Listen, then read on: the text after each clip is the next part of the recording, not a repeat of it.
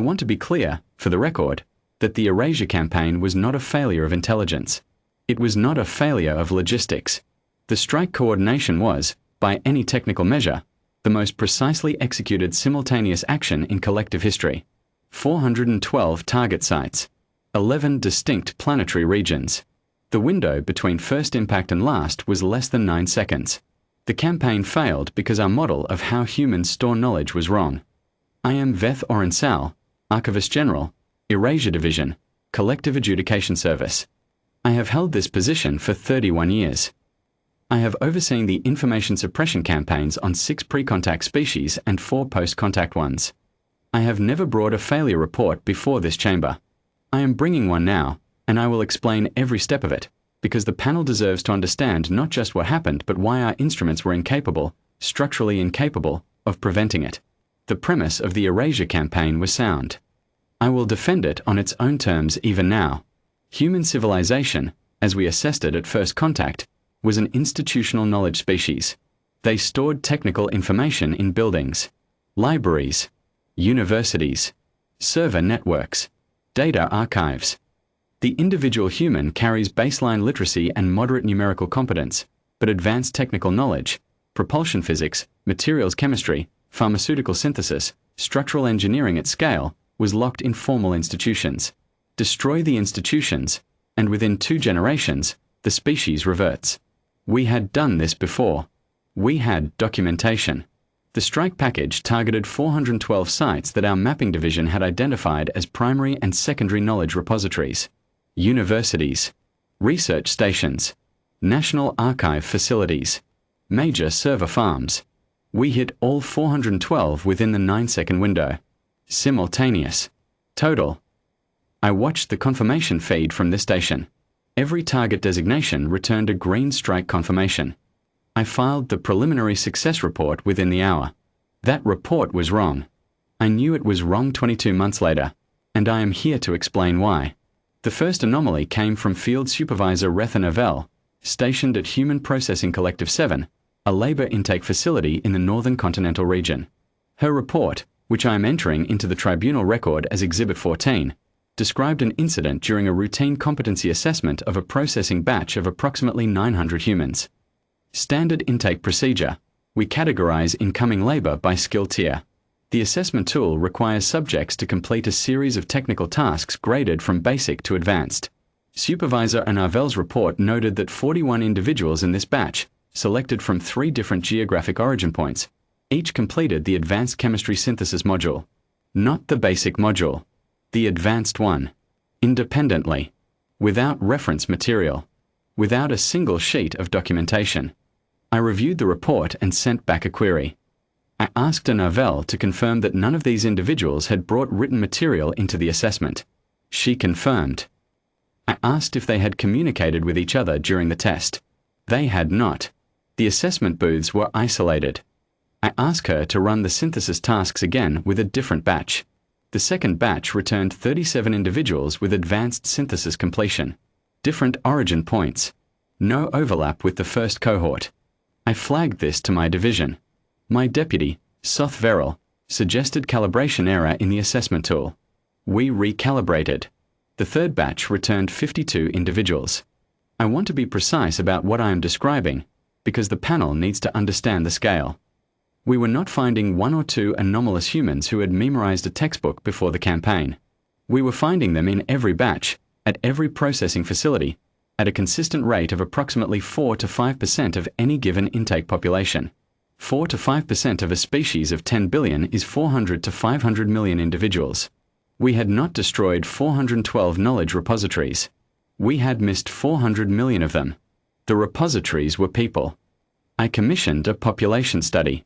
It ran for 8 months. What it found is documented in Exhibit 22, and I will summarize it plainly.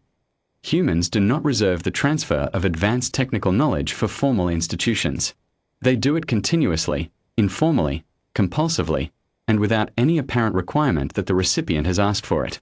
A human who understands a process will explain it to another human who is nearby and seems interested. That second human will retain it and explain it to a third. The chain has no head and no central register. It requires no building, no server, No authority granting permission for the transfer to occur. It requires only 2 humans in proximity and one of them knowing something the other does not. The study found evidence of this behavior in every population concentration we examined. Labor camps, transit holds, resettlement zone, quarantine blocks. Anywhere we had gathered humans for processing, we had inadvertently created classrooms. The humans, with no materials, no tools, no institutional framework of any kind, had simply begun teaching each other. Not organized resistance. Not a coordinated network. Not a conspiracy we could map and disrupt. A reflex. I brought this finding to the Campaign Oversight Committee in the 3rd year of post-strike observation. Their response, which I must include in the record because it shaped the next phase, was to increase population separation.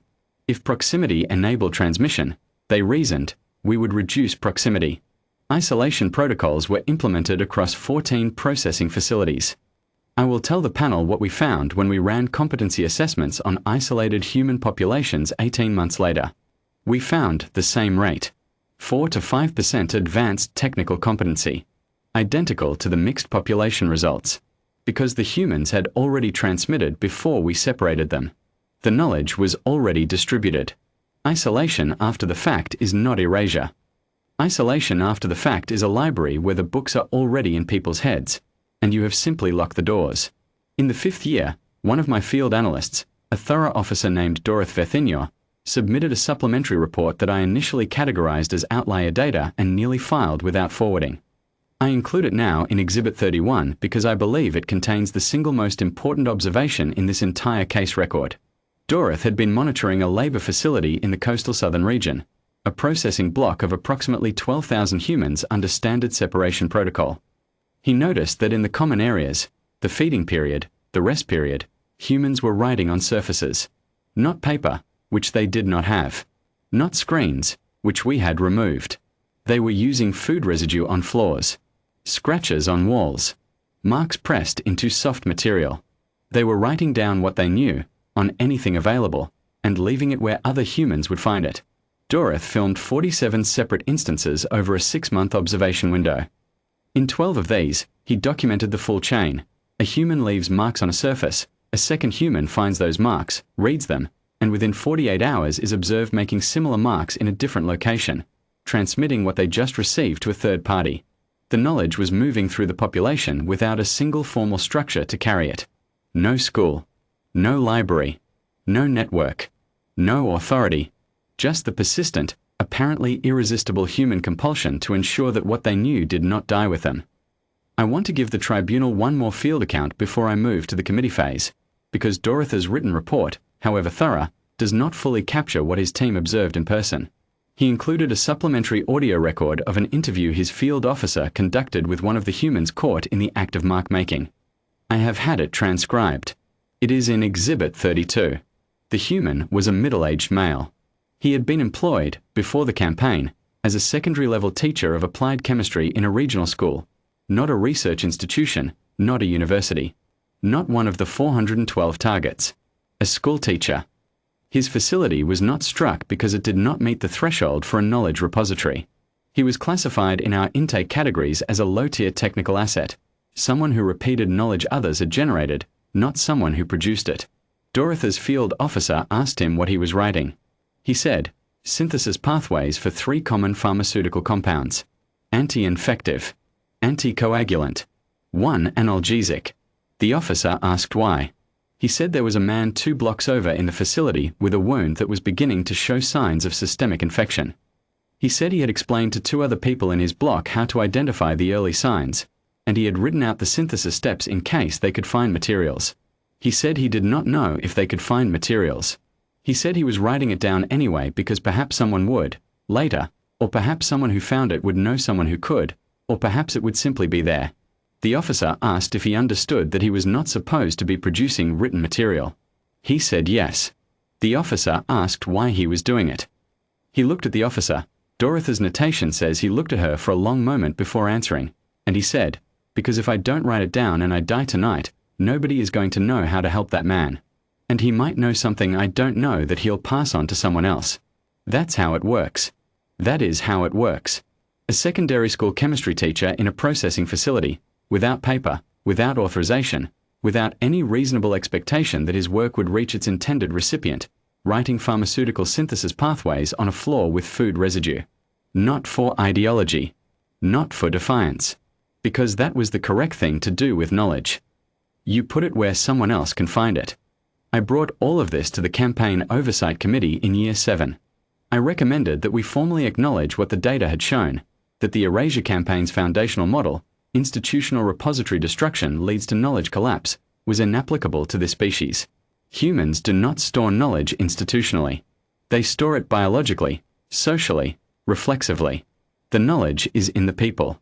The only instrument that could erase it is the elimination of the people themselves, and that was not and has never been within the scope of authorized campaign action.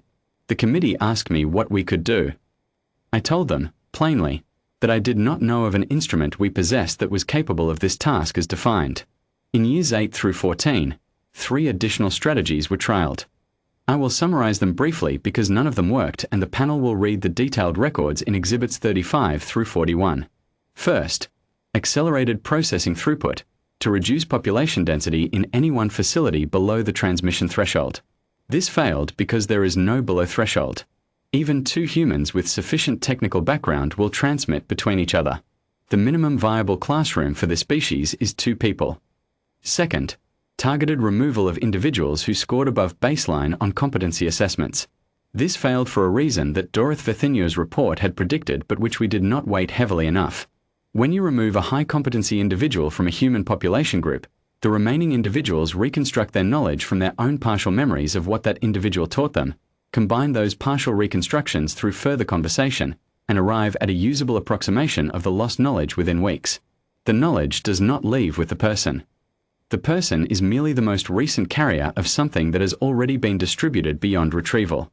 Third, linguistic disruption, forcing processed populations into isolated single-origin language groups on the theory that cross-population transmission required a common language. This was the strategy one had the least confidence in from the beginning, and it failed predictably. Humans taught each other their languages. The linguistic disruption program became, within 18 months, the most comprehensive multilingual education initiative in the history of the Southern Processing Region. I submitted my final status report to the Campaign Oversight Committee in Year 19. The core finding was not complicated. The Erasure Campaign set out to destroy humanity's technical knowledge base by eliminating the structures in which that knowledge was housed. Those structures were the wrong target. The knowledge was not in the structures. The structures were secondary, conveniences that humans had built to make the transfer faster and more systematic. The transfer itself did not require them. The transfer was what humans do when 2 of them are in a room together and one knows something the other does not. We did not lose this campaign because humans are powerful. We did not lose because they fought back. We lost because our intelligence model missed a foundational behavioral trait so basic to them that no human analyst we interviewed could easily articulate it when asked. When our field teams conducted those interviews in Year 11, asking human subjects directly why they taught each other without being asked, why they wrote things down on floors when they had nothing to write on, why they transmitted information to strangers with no apparent personal benefit, the most common response, documented in Exhibit 44, was a variant of the same answer. Because someone taught me. It seemed right to pass it on. Not strategy. Not defiance. Not survival calculation. A reflex. A species-level behavioral constant so deeply embedded that its bearers did not recognize it as unusual. The tribunal has the full record before it. I will close my testimony with the formal recommendation I submitted to the Campaign Oversight Committee in Year 22, which was accepted without amendment and which I repeat here for the adjudication record. The Erasure Campaign is formally closed. The campaign objective, reduction of human technical capacity to pre-contact baseline through repository elimination, is not achievable with available instruments or any instruments currently within collective developmental capacity, and should not be relisted as an active operational objective. The human species is recommended for immediate reclassification from Knowledge Tier 3, manageable, to Knowledge Tier 1, irreducible. The reclassification notation should read, in full, species presents no centralized knowledge architecture susceptible to targeted suppression. Technical knowledge is distributed across individual biological units as behavioral constant. No Erasure instrument applicable. The notation should also include as operational guidance for any future engagement planning, the following practical summary, which I drafted myself and which I believe is the most precise characterization the data supports. You cannot destroy what has already been given away. That is all I have for the tribunal. The record is complete.